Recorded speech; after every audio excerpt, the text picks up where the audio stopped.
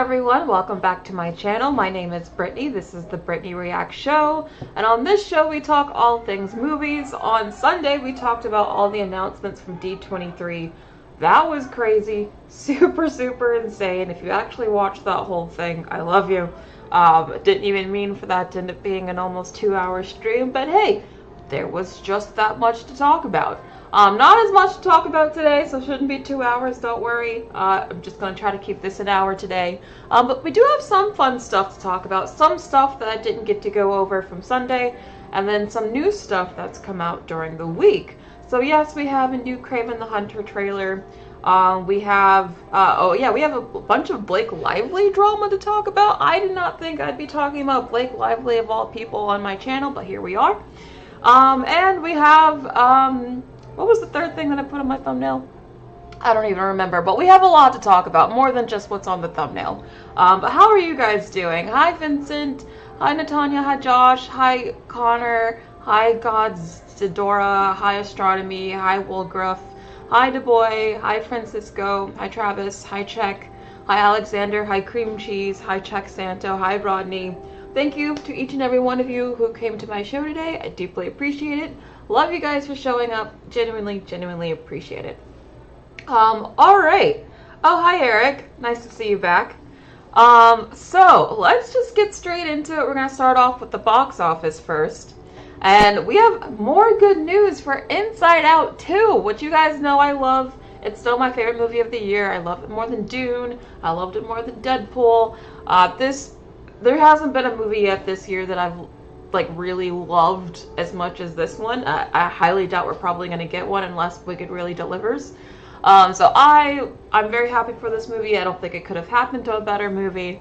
The fact that it's at 1.6 billion is insane. I mean, it's still the 10th highest grossing movie of all time. I knew this movie would be a hit, but I did not think it would be top 10 highest grossing movies kind of a hit.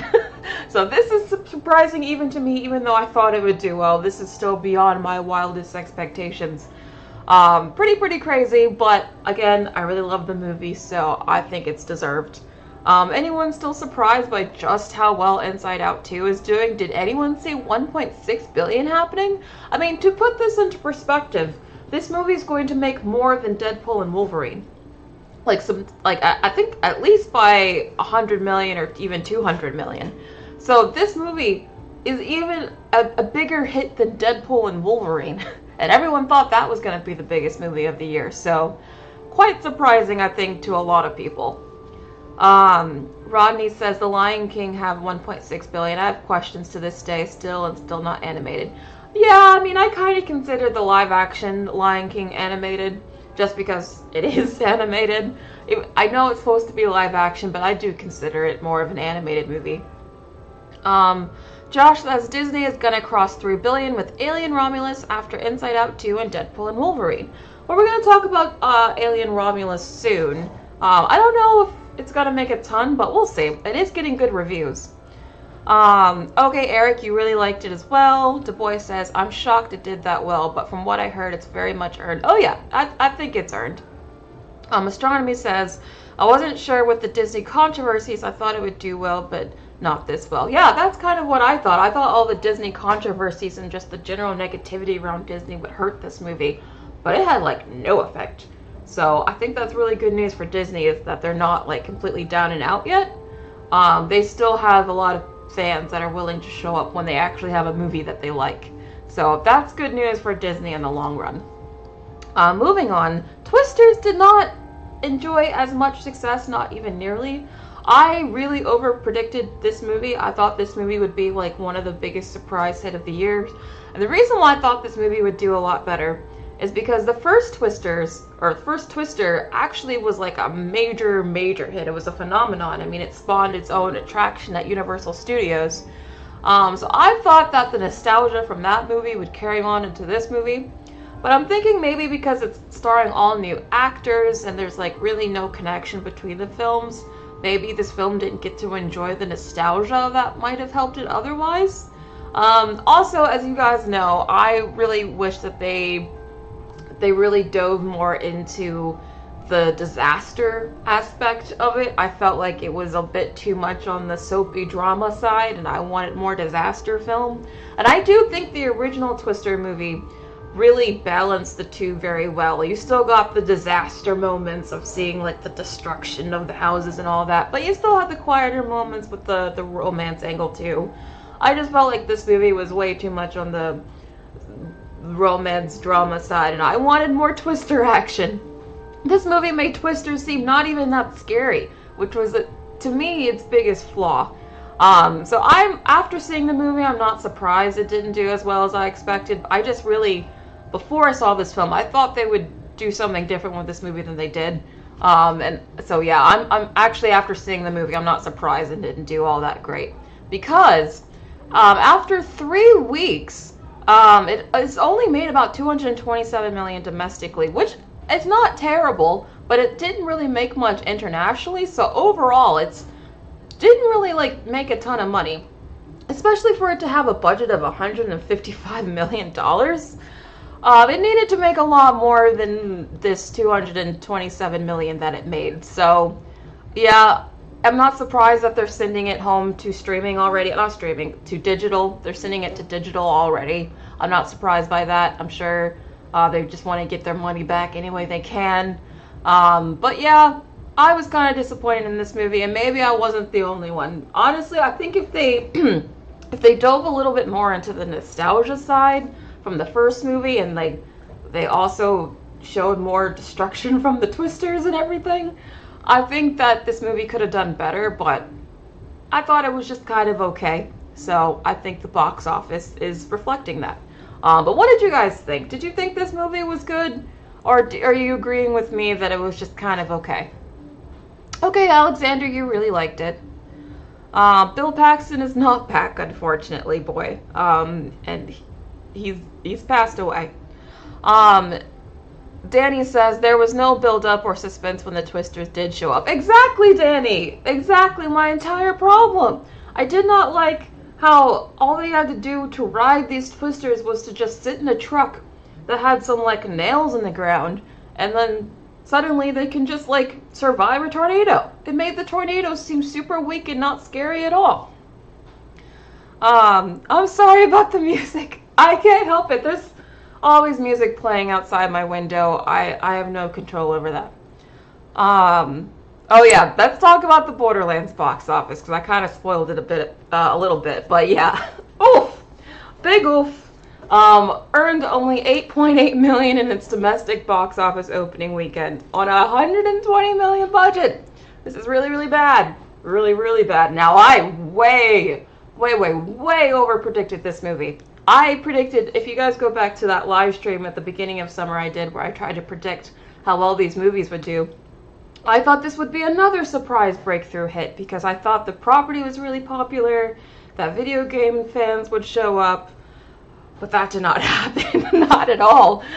In fact, it got a D+ cinema score. Do you know how hated this movie had to be to get a D+ cinema score? The only movies that usually get a D cinema score are like horror films. In fact, I had to look it up.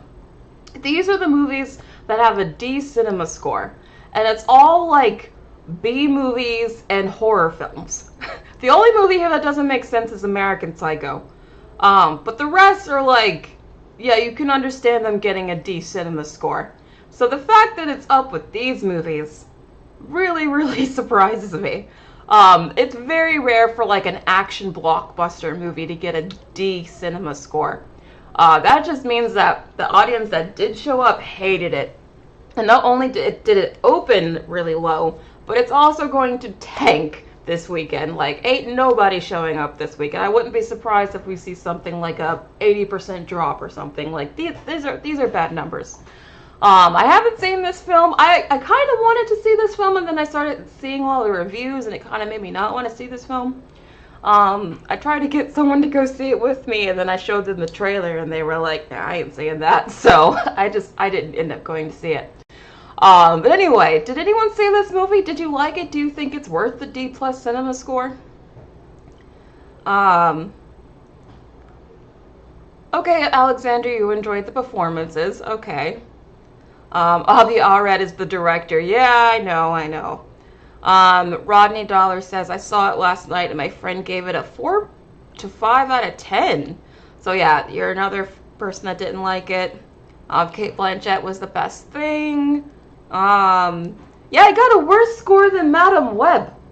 This is officially a worse reviewed movie than Madam freaking Web. And you guys, if you don't know my thoughts on Madam Web, go watch my review.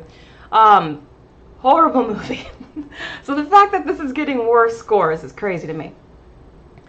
That Super says, I feel like there were too many characters. I don't think this is too many characters. This is about like the number of characters you would see in a Guardians of the Galaxy film. But apparently that's kind of the joke, is that all the people who hate this movie are like, it's just a knockoff Guardians of the Galaxy. So I think James Gunn has a very particular style, and I wish Hollywood would stop trying to copy him, because this isn't even the first movie that has tried to copy James Gunn's style, and I feel like James is the only one that can pull that off well, because no one else has been able to do it successfully. But moving on, we do have Alien coming out this weekend, and it's tracking to open between 28 to 38 million at the domestic box office, which is kind of okay. I think it could be better. I think this is a franchise that should be doing better, but there's been so many entries into this franchise at this point. I do think the overall hype and interest in this franchise has been diluted. But the good thing is the reviews are very, very strong, or at least they are with the critics. Who knows what audiences think, but the critics really like this movie. So that is one thing that it has on its side that maybe could help it, but really, who knows? I think I'm going to see it this weekend, so I'll probably review it for Sunday, so make sure you're here on Sunday to watch my review of Alien. I'm very, very curious. Will I like this movie? I have no idea, but I will say I do like the puppet they use. They use an animatronic for the xenomorphs in it, and look at how cool that is. I love that they got a real, like, physical thing that they use. It's not just CGI. This is like 10 times cooler than me, or cooler to me, than if they had just done like some CGI alien thing. Like, look at this. This is really cool. This kind of reminds me of like Jurassic Park, when they have like, the animatronic T-Rex head. I love seeing that kind of stuff. The real movie magic, when they really try to like go above and beyond and like try to make something. That's super cool to me. So this actually makes me want to see the movie even more after looking at this. But who's going to see Alien? Anyone excited by this? Oh, thank you, Baz Banter, for just supporting the show. I really appreciate it. Josh says, I think Alien is going to overperform. That word of mouth is so strong. Well, it could. If audiences like it as much as critics, it definitely could overperform. Astronomy says, there was a lot of issues with this film. The script and cast did not fit the characters. The story was bad and the film was derivative. Wait, you've seen this movie already, Astronomy? It doesn't come out till tomorrow. Or did it come out in another country already? If you've seen it, I'm sorry you didn't like it. I know, Ronnie, you think it's scary. Riri, you think it's scary. That's what's good, though. I like that it's scary. Anyway, like I said, I'm probably going to see it, so make sure you're here on Sunday for my review. Moving on to entertainment news now. I do have WTF news, by the way, so make sure you stick around to the very end. We have... The WTF news is a doozy, so make sure you stick around for that. But speaking of the box office, Coraline is coming to theaters soon, which I am really, really happy about. Hold on. If you guys don't know, Coraline is actually one of my favorite movies of all time. It's definitely in my top 5. I have to watch this movie at least once a year. It's just a comfort film for me. And it's funny because this movie, I remember seeing it in theaters for the first time when I was a kid. And even when I was a kid, I was like, oh my god, what is this movie? I love it.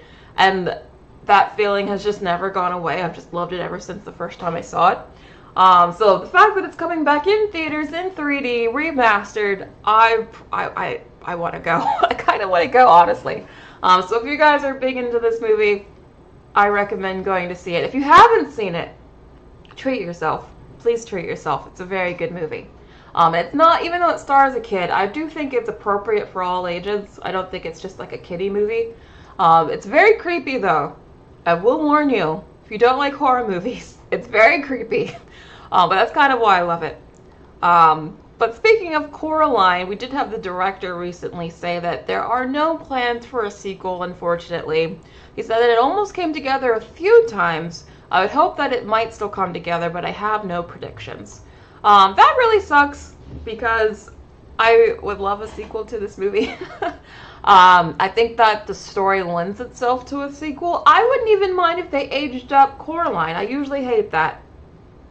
But I think it'd be interesting if, like, Coraline was, like, still living in that house or something, and it had been, like, a few years later, and she's, like, an older teen or something, and, like, something creepy happens again. Or maybe she's even, like, coming home from college or something. I don't know.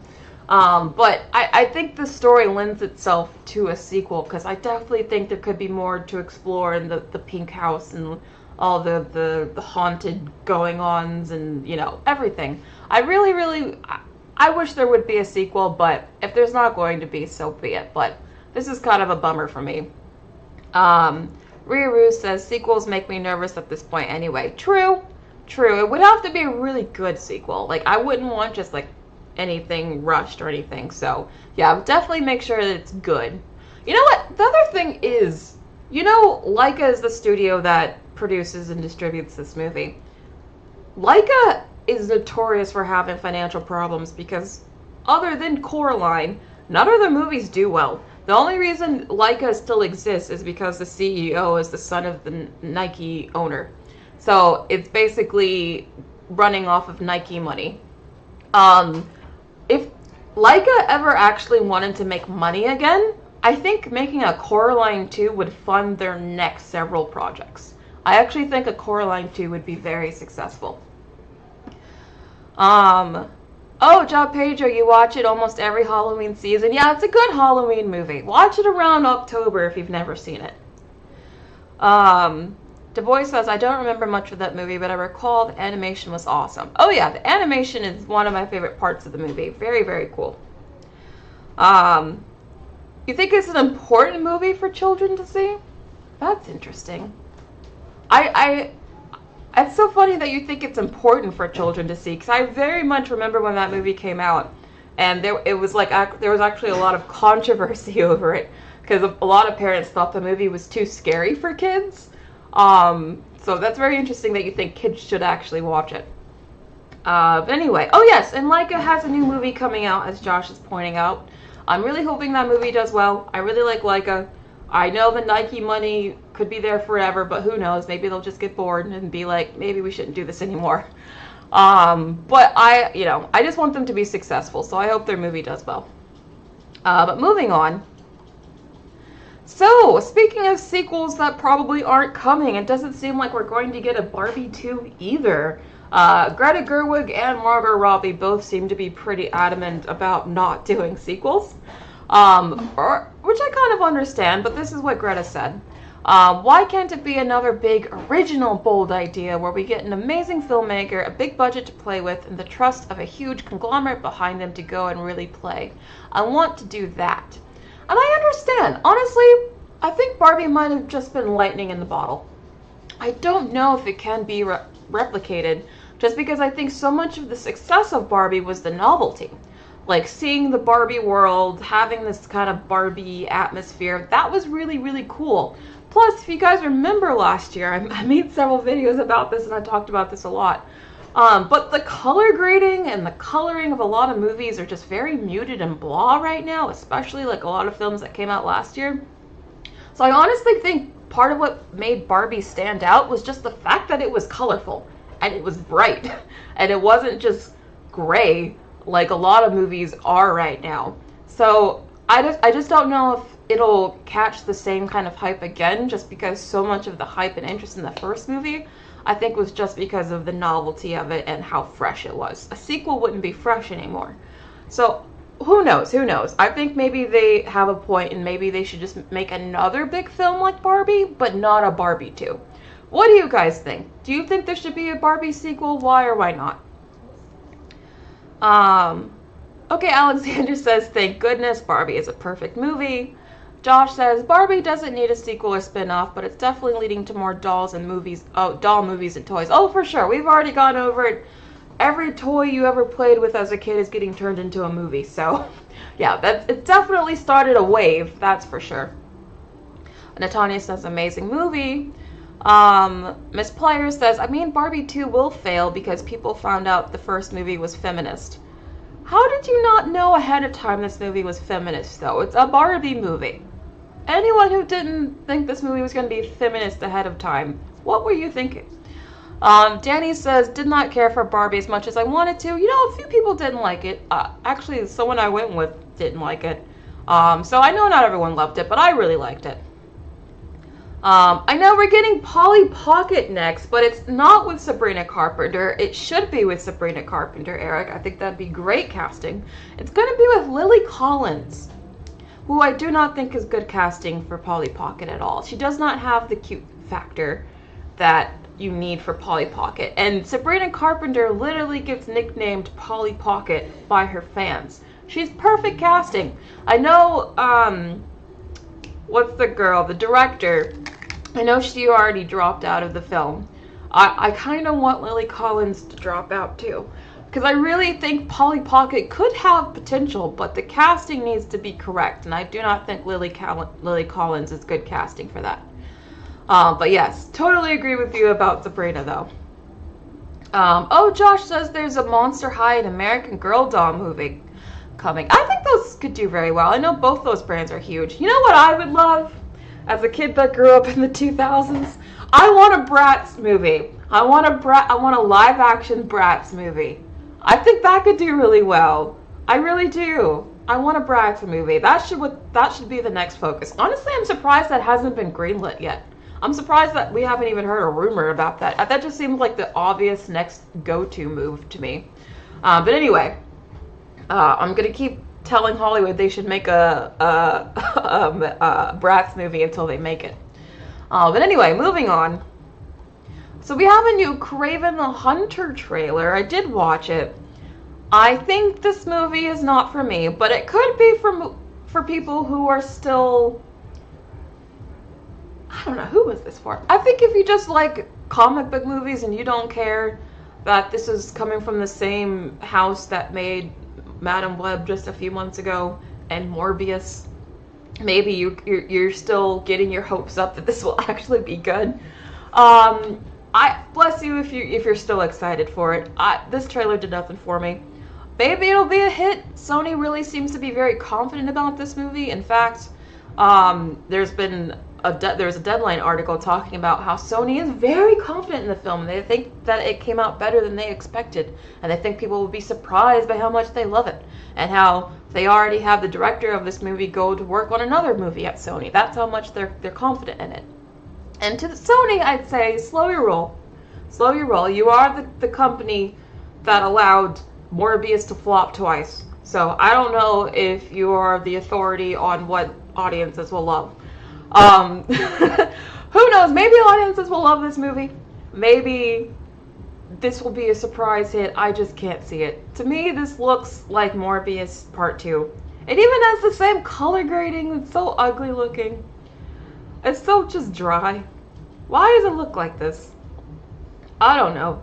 This isn't for me. It's very gory though. It's a very gory trailer. Like I guess they're trying to entice people to see this by being like, oh, it's super edgy. Look how much blood is in the trailer.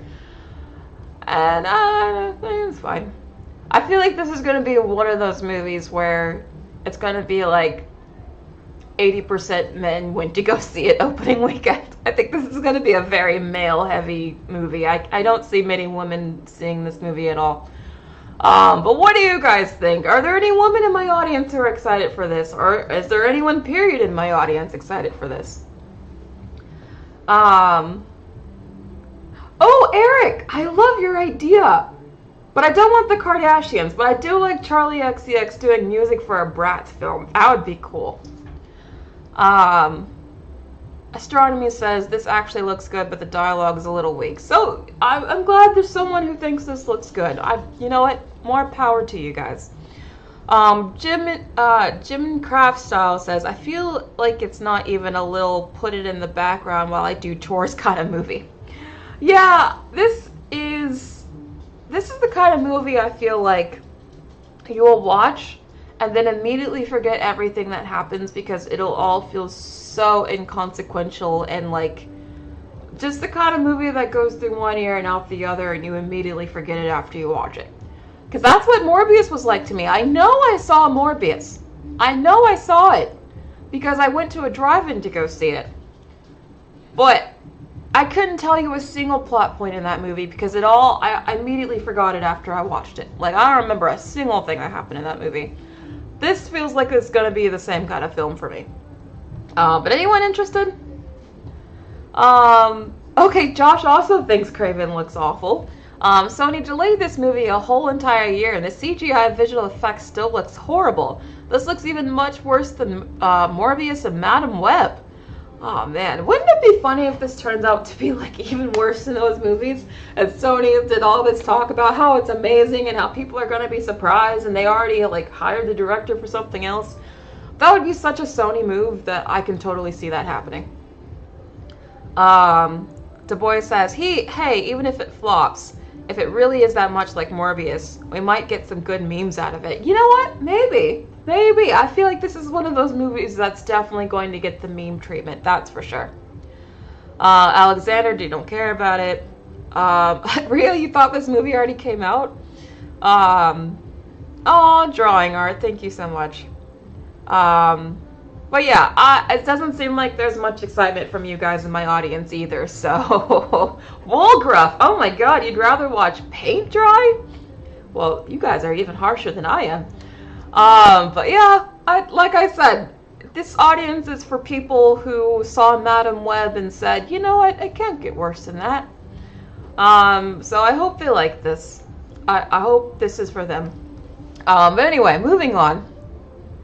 Speaking of Succession, though, because, well, I don't think I said that, but the director is supposed to go on to work on something else at Sony that is supposed to be based on Succession, or inspired by it.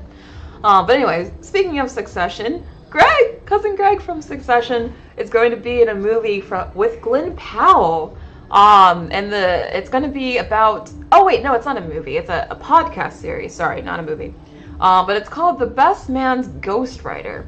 And it's about a speechwriter hired to help write the best man's speech at one of his clients, or for one of his clients, exploring the often idiotic and of male friendship. Often idiotic and of male friendship? That doesn't sound like it makes sense. But anyway, I thought this was really interesting because A, it's a podcast, and we have like a pretty big actor right now in Glenn Powell doing a podcast. So I think this says a lot of really interesting things about where entertainment is at right now in Hollywood. I think that this shows that, well, honestly, I think this is a really smart move on Glenn Powell's part. And here's why. Right now, one of the big issues that Hollywood has is that attention is being divided everywhere. Like, they want everyone to just go see their movies in theaters, but you have to compete with streaming shows, with social media, and with podcasts. And podcasts right now, everyone's watching podcasts. I mean, you're watching a podcast. So I think it's really interesting that we're having like movie stars now trying to do podcast series. I think that's very, very fascinating. Also, I just think that the plot sounds really interesting.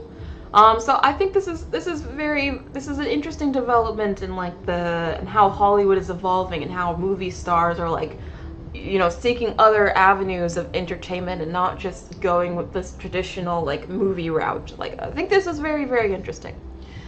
Du Bois says, I'm not seeing it personally, I'm just on standby for the memes. Oh, you're talking about Morbius, yeah. Taylor Swift as Polly Pocket. She's way too tall and way too famous for that role. Drawing Art says, I want more Disney live actions for drama.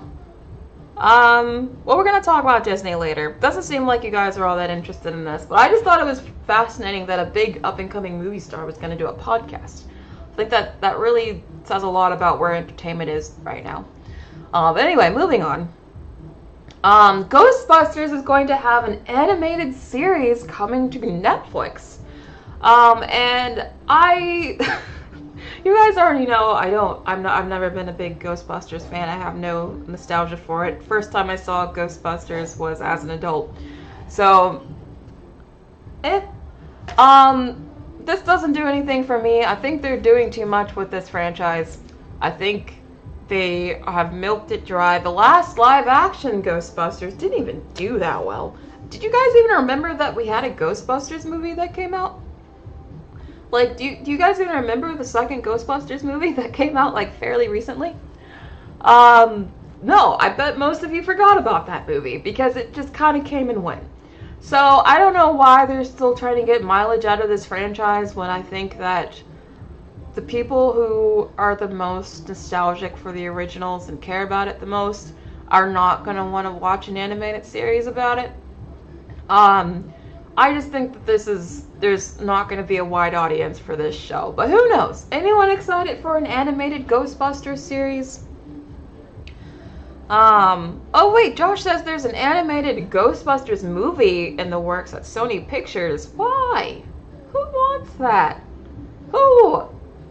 I don't think little kids are gonna care, and I don't think the adults who like the original are gonna care. So who is the audience for that? Yeah, Alexander, I'm kind of with you for that. I'm with you. Mythical Phoenix Heart just misses the classics, yeah. Rodney says 2016 was bad enough. Jiminy Craftstyle says, this could save the Ghostbusters franchise, but at the very small margin. I think it's a better direction artistically compared to a live action. But does it have an audience? No, not really. That's what I'm thinking. I just don't see who is the audience for this. I don't think it's going to appeal to any generation, which is why I'm like, this is a very peculiar choice, but who knows? We'll see. Moving on. So, James Cameron, he originally had teased a while ago that he was considering whether or not he was going to make Avatar 4 and 5. He was thinking about passing the baton and maybe training a new director to make these movies. But now he's changed his mind and he's like, no, I'm definitely making these movies. He says the only way he's not going to direct those films would be if he got hit by a bus and he's in an iron lung. So I think he's pretty much like, yeah, ain't no one taking these movies away from me. As much as I do like Avatar, and these movies are technically impressive, there is a part of me that mourns what could be. Like, I think James Cameron is one of the most talented directors working today, and he's made some of my favorite movies of all time. In fact, he's made my favorite movie of all time, like the movie, Titanic. I've seen Titanic more times than I can count. I went through a whole phase when I was a kid where I used to watch Titanic like once a week. So I can quote that whole movie by heart. All 3 hours of it. So I wish we'd get more Titanics from him. Or even at least some more Terminators.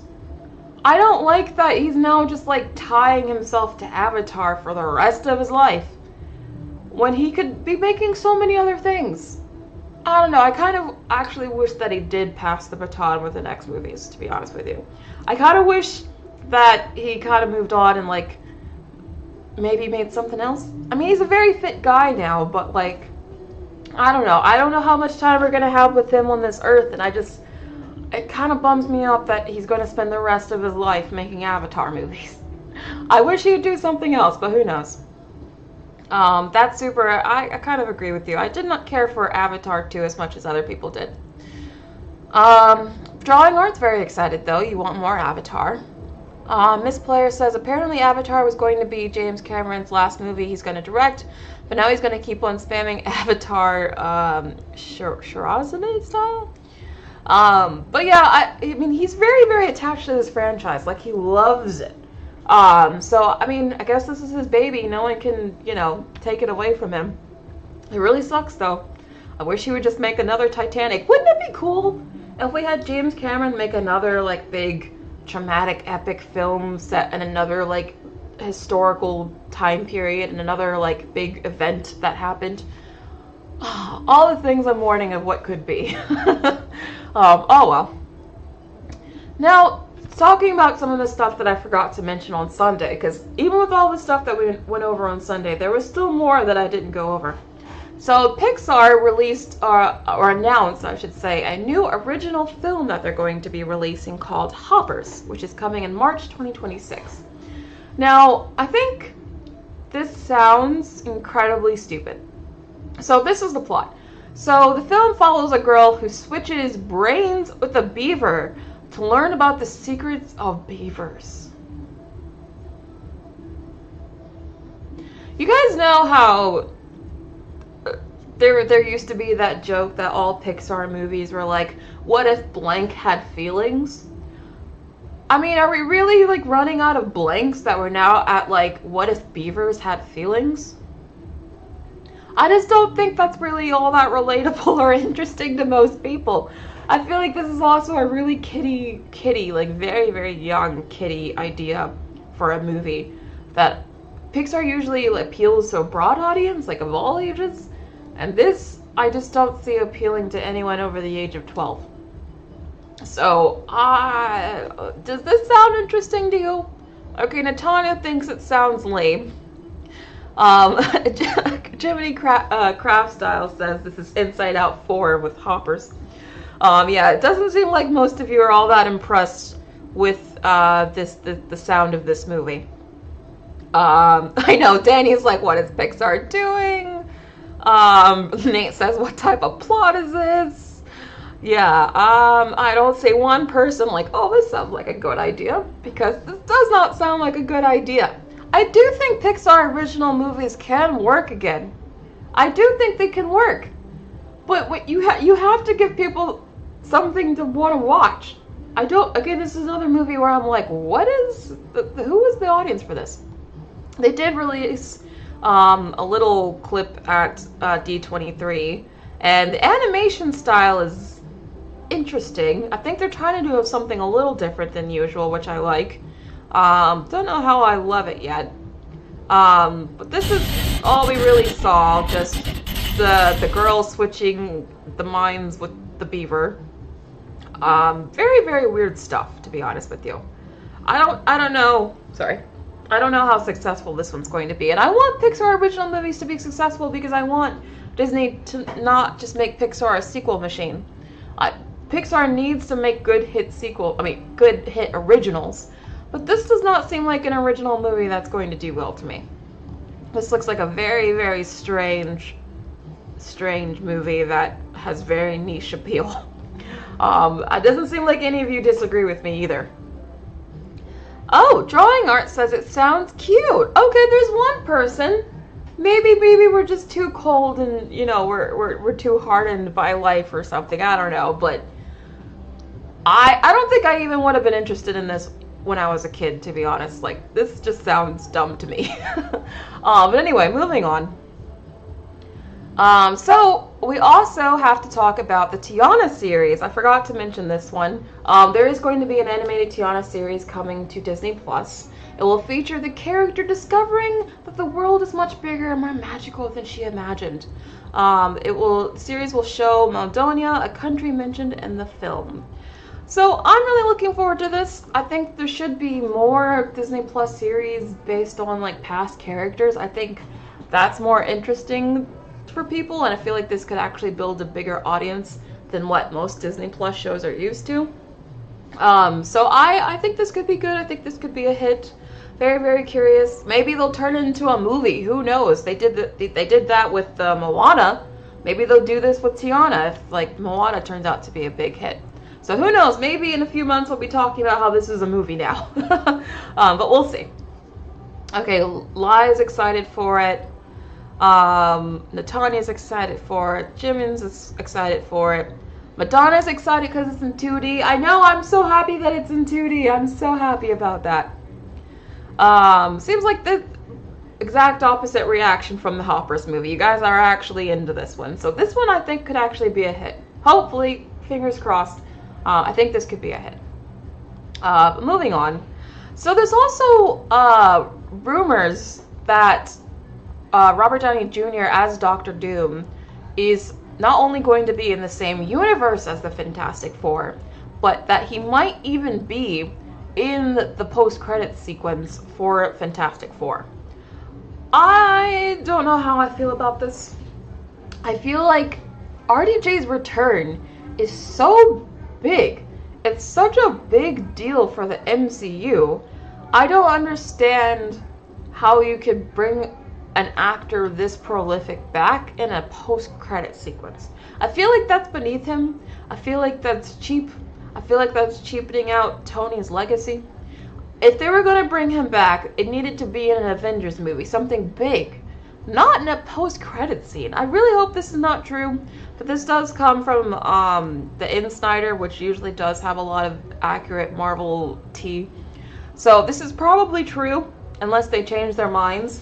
I'm just not happy about this. I feel like they're really playing with fire already, trying to bring RDJ back as a new character. But then to put him in a post-credit scene? I don't like that. I don't like that at all. If you're bringing him back, do it big, not in some post-credit scene. What do you guys feel about this? Do you think it's not a big deal, or do you agree with me? That Super says this is dumb. Connor says, I'm sorry, but I just don't see him as Doom. Who knows? Maybe. I mean, he's a good actor. I do think he could act the part, maybe, but who knows? I also haven't read the comics, so I'm not as familiar with Doom as you guys probably are. I just know that RDJ is a good actor. John Pedro says, and Doctor Doom is supposed to wear a mask, isn't he? Oh yeah, they're definitely not having him wear a mask the whole time. They're not paying Robert Downey Jr. $100 million to wear a mask the whole time. That's not happening. It looks like an RDJ animatronic. It kind of does. He does kind of look a little fake there. That's true. That Super says Endgame was the end of the MCU. Everything else, everything after is something else. Yeah, it does. It does really feel like Endgame was truly the end. Maybe they're trying to bring it back. That's why they brought RDJ back. But I'm just like, I'm so nervous because I really like Tony. I don't know why a lot of people turned against Tony and Iron Man, but I never did. I always liked Tony. I was always Team Tony. So the fact that he's coming back as a different character, I'm just really nervous about what it's going to do to the legacy of Tony, because I still care about that character. So I don't know. I'm very nervous about this. I really hope this isn't true. Oh, Miss Player, your hopes are dashed. Oh, I'm sorry. But we'll see. Right now, this is all just rumors, so who knows? This might not even be true or happen. Speaking of things that are happening, though, that I'm definitely upset about. So, I told you guys on Sunday, when we went over all the theme park stuff, that there was going to be a new Cars land Cars attraction, sorry. Actually, 2 attractions in Frontierland. Now, if you've ever been to Frontierland in Disney World, you know, A, this does not fit the vibe at all, or the theme. And 2, or B, did I say A or B? Anyway, the second thing, they're getting rid of Tom Sawyer Island and Rivers of America to do this.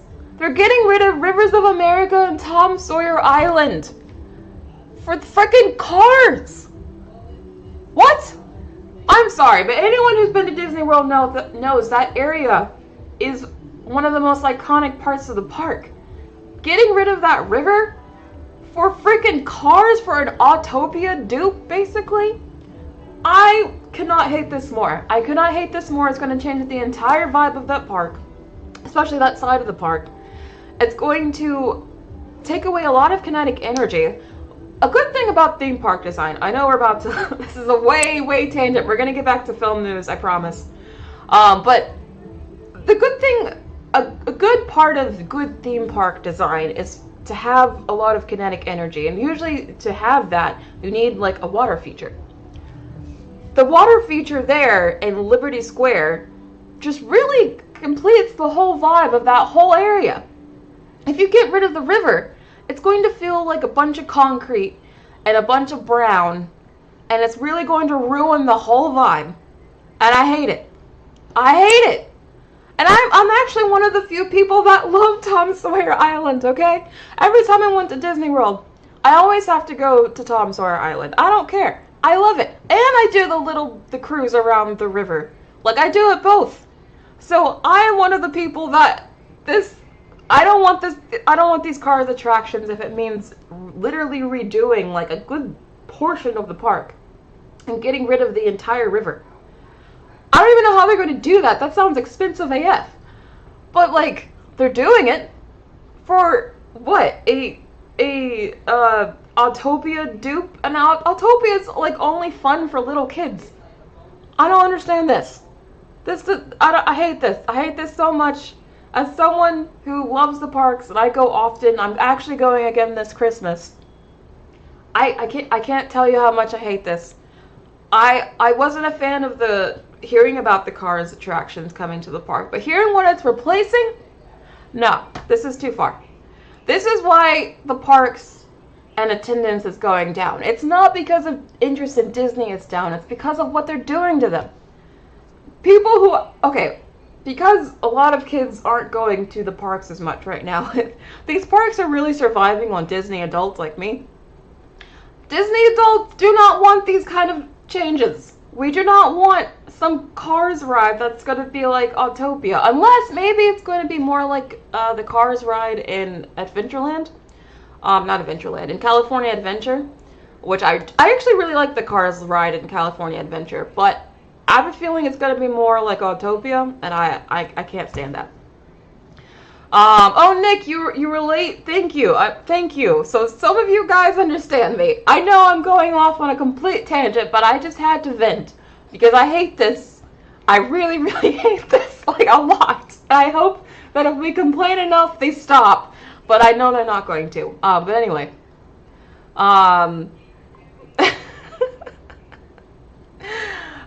You guys are funny. Astronomy says, let the past die, kill it if you have to. Pixar needs to stop it with the Cars. The reason why they keep doubling down on Cars is because they sell a ton Cars merchandise. They make more on merchandise than they do from the movies. So that's why they won't let Cars die.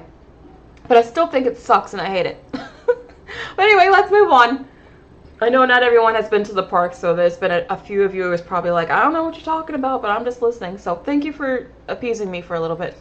But anyway, I just had to vent. If you guys want to know what Rivers of America is, this is it. Yes, I had to pull up pictures because I'm so upset. This is the picture. You see the color picture right here? They're going to get rid of this whole river and the whole island that's in the middle of it. And they're going to put a freaking Cars ride there. Cars!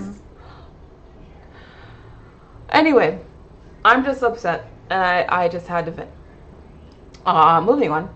So, Snow White. You guys know I was very passionate about that. So Snow White, the live action trailer, earned over 120 million views during its first 24 hours. That's actually more than the live action Lion King. So now, trailer views, first of all, don't always correlate to box office. There's been a lot of movies that did get a lot of trailer views that didn't do all that well. And there's been movies that did really well that didn't really get a lot of trailer views. So this isn't like an exact correlation. But it does show that there's at least attention and awareness and interest. Now, a lot of that interest might be negative, to be fair. A lot of that interest is a lot of, people watching out of hate and spite, and those comments from Rachel Zegler a few months ago have not gone away. People are still bringing them up again. So I wouldn't say this is all like positive interest, but there is interest, and enough people might see this movie just out of like hate watching that it could be a hit. It could be a hit. I don't know how big of a hit, but maybe it could be a hit. I don't know.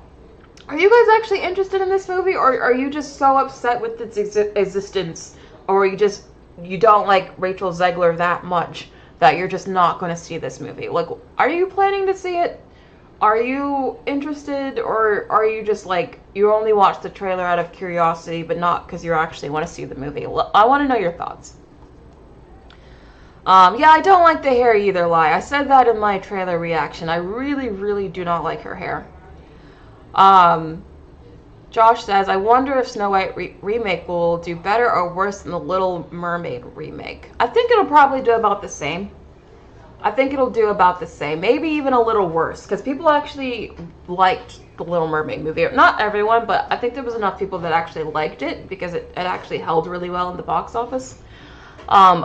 Maybe people will like this movie. I do know it's written by Greta Gerwig, so maybe the story is actually strong. So that gives me hope. So maybe people will like it and it'll hold well, who knows. But I actually think Little Mermaid is a good comparison because I feel like it'll probably make about the same. Okay, Astronomy thought the trailer was really good, but the dwarves were nightmare fuel. I can't get over the dwarves. The dwarves do look horrible, in my opinion. They look absolutely terrible. I thought the rest of the movie just kind of looked okay, but the dwarves do genuinely look really bad. Eric says, I hate the casting, but I'll be there opening weekend to see how bad it is. Eric, I love how you're just admitting you're only going to see it to hate watch it, but there might be a lot of you. There might be a lot of you. Skull says, I really hated her personality, but liked her in the Hunger Games. Yeah, I thought Rachel Zegler was really good in the Hunger Games, actually. Don't know about her personally, but acting-wise, I thought she was strong in that movie. But anyway, I think it's also going to be really interesting how they choose to promote and advertise this movie. Just because, and I'm not getting into politics at all, I'm just bringing up how awkward it might be, but Rachel Zegler has been very, very vocal about being pro-Palestine. Well, we have Gal Gadot in the same movie, who is literally part of the IDF. So, I mean, there's even been a lot of, like, awkward tension between them. So I don't know how they're going to, like, even have these two actors, like, in a press conference together or in an interview together. Like, I think it's going to be very awkward to promote this movie on top of all the hate that it's already getting. I just think that this movie has a real uphill battle. But if enough people are talking about it and arguing over it and all of that, it might just get the curiosity factor to do well enough that it might not flop. So that's kind of what I'm predicting for this movie right now. Anyway, moving on. I did want to show you guys, just briefly, like, some of the biggest records for, like, trailer views in the first 24 hours. Currently, the record is actually held by Deadpool and Wolverine, which is crazy, but then you have to remember there should be a little asterisk there because they counted Super Bowl views because the trailer aired during the Super Bowl. So, little asterisk there, but, I mean, still very strong. Spider-Man No Way Home, Avengers Endgame. Actually, 2 Avengers Endgame trailers did really well. Well, there is so much hype for that movie. This actually, because it opened with 120 million views, this would actually have it around Star Wars The Last Jedi, so number 15. That's what I mean when I say there's enough interest in this movie might actually do okay. Who knows? For it to be at number 15 for, you know, the most trailer views in 24 hours, that's not nothing. That's not nothing. But anyway, moving on. So let's talk about Blake Lively.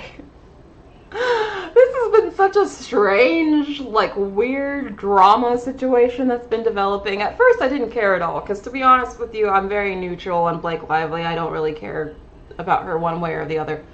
But I just kept hearing her name so much, and then, like, it seemed to really snowball and get, like, crazier and crazier that finally I had to start paying attention. And apparently, this is how it started. So if you don't know what's going on with Blake Lively, why I'm talking about her, what the drama is. She just had a movie that came out, It Ends With Us. I forgot to include it in the box office, but it did really well. It opened with 50 million, which is really, really strong for a romantic drama in 2024. So, like, the movie's doing really well at the box office, actually. But it's having so much drama that I think it's really clouding, like, how people are perceiving the movie right now.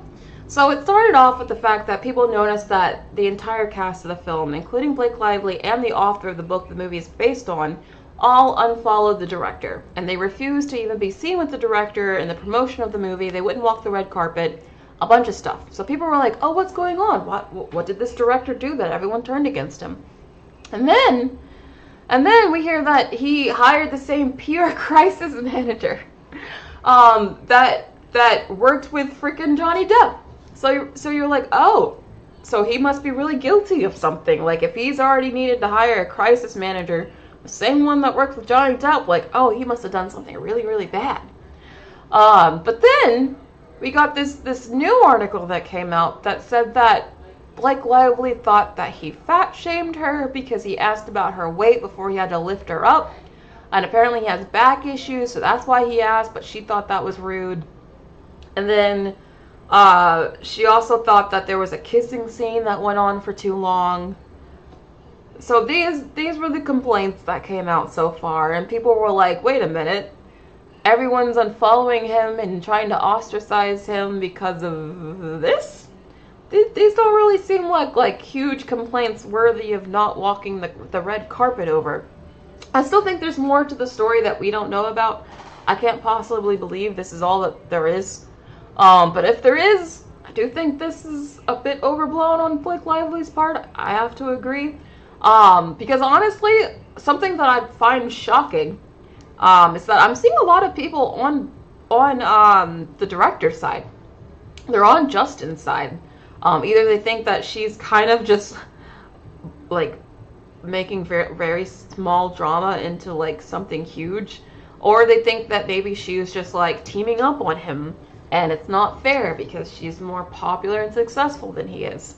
I don't know. It's very, very weird. The internet has kind of divided into two camps. Either you're on Blake Lively's side or you're on this dude's side. And it's like, this is so weird. Who cares?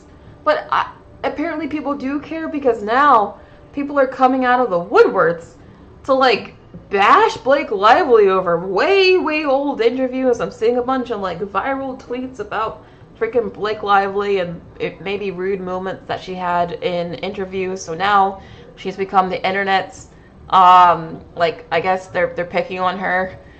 She's going through her own hate train now. There's also this one interviewer who brought up an interview from 2016. I mean, how upset and much of a grudge do you have to hold to be like, oh, people are turning on Blake Lively? Let me tell you about my experience from 2016, because she had this ready.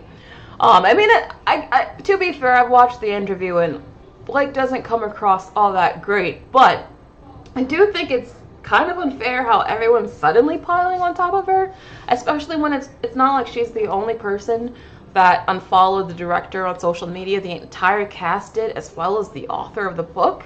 So that's why I still think there's probably more to the story we don't know about, but I do think it looks very, very bad to have all the information we know about the situation yet be that she thought he fat shamed her. I don't think that's, especially since it doesn't even really sound like he did fat shame her. He just genuinely was concerned about his back. So I don't know. It's getting really complicated. People are bringing up old receipts, so now they're all just finding excuses to hate on Blake Lively. She's in the middle of a big hate train right now because of this, which is crazy because this movie is actually successful. This movie actually did well in its opening weekend, so this should be a good positive moment for her. But it's not. It's very much not. People are very much being like very mean to her right now and turning on her, which is very surprising because, I mean, you would think usually, like, people would say, like, oh, we should believe women, maybe he did something to her, but people are very much like, are you just picking on this guy? What's going on here? We don't really know. I don't really have enough of like I said, I fully believe there's more to the story here, so we don't really know everything that went down, but it does feel like very weird, petty, stupid drama that I can't believe is blowing up to be as big as it is, and now she's in the middle of a hate train. I just think it's absurd. Yeah, same here, same duck. Some duck here says it's absurd. Yeah, it is absurd. Lenore says people have been waiting on her downfall and it's embarrassing. Yeah, it does just kind of feel like people who maybe just never liked Blake Lively for some reason finally have a reason to not like her. Again, I've always been incredibly neutral. I've never had a strong opinion one way or another. But yeah, honestly, if she was a mean girl, it wouldn't surprise me. She is friends with Taylor Swift. So I wouldn't be entirely surprised by that. Danny says it's giving mean girl. Yeah. Natanya says Amber Heard abuse. Mokin says it kind of sounds like there are legal things going on behind the scenes which keep certain facts from coming out. Yeah, that could be it. Like I said, I definitely think there's more to the story because this can't just be it. Honestly, if I were like Blake Lively's publicist, I would not have let this information leak or come out because it doesn't make her look good in this situation. But I don't think this is all that there was. So who knows? We don't really know yet. If there's more information that comes out, I'll tell you guys.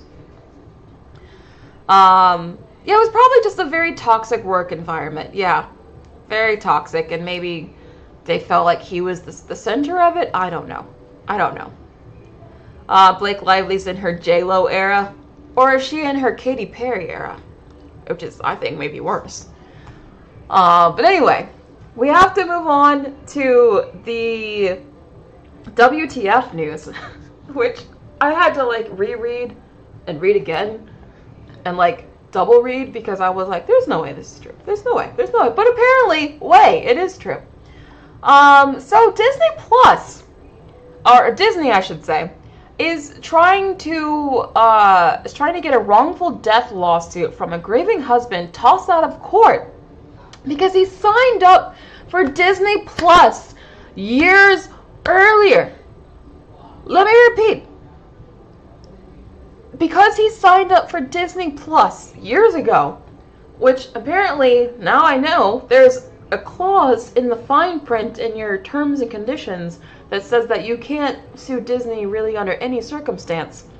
So because this dude signed up for Disney Plus years ago, he can now not sue Disney for wrongful death, even though his wife suffered a fatal allergic reaction at a Disney Springs restaurant after Disney insisted, after everyone there insisted that they didn't have the allergy in the food. Like, apparently they asked many times, and the waiter kept saying, yes, it doesn't have any dairy or nuts, but they told her that. They told her the food was safe. They told her the food was vegan. And then she ate the food and died, even though she was told several times that the food was allergy-free. So that just angers me and makes me feel like I can't really trust what they're saying on the restaurant or on the menu, because it was supposed to be vegan food. But Disney insists that the husband agreed to arbitrate all disputes with the studio when he first signed up for a 1-month trial of Disney Plus. So, because this dude's wife died on Disney property, and he can't sue for wrongful death because he signed up for a 1-month trial of Disney Plus years ago. That's crazy. This is why we should be reading our terms and conditions. I know we all just say, I agree, we don't really read it, but this is what you're signing up for. This is what you're agreeing to. How effed up is this? How effed up is that? I mean, unreal. And the worst part is the guy is only suing Disney for $50,000. It's not even like he's suing for a lot of money. He's only suing for $50,000 and Disney doesn't even want to give him that much. Like that, these are the kinds of stories that turn people against Disney. Like, yeah, there's a lot of outside factors and outside agents that are trying to make Disney look bad, but a lot of times they make themselves look bad, because this is just really, really bad. Like, really bad. I don't see how there's any there's nothing Disney can say that makes this good. There's no positive spin on this. This is just complete disregard for the safety and well-being of your customers. And spitting in their face when you did something wrong. That's what this is. It's disgusting. It's horrible. I can't believe this story. Again, this is genuinely terrible. I feel really bad for his wife. I hope that guy is getting the support that he deserves, and I hope that he wins his case. I think he should have a very good case, a very strong one. I hope he gets more than $50,000. I hope Disney ends up having to pay through the nose for this guy just because they decided to be stingy and just awful. Actually insane. So anyway, I don't see how you can agree with Disney in this situation, drawing art. I think this is just heartless on their behalf. There's no defending them in this situation, in my opinion. But anyway, I just had to tell you guys because I thought that was crazy. But thank you all for coming to my show. I said this would be about an hour, and it was, so I'm glad I kept it to a good time. Thank you all for being here. I really enjoyed talking to you guys today, and I'll talk to you guys on Sunday at 1 p.m. Eastern Standard Time, as usual. So I hope to see you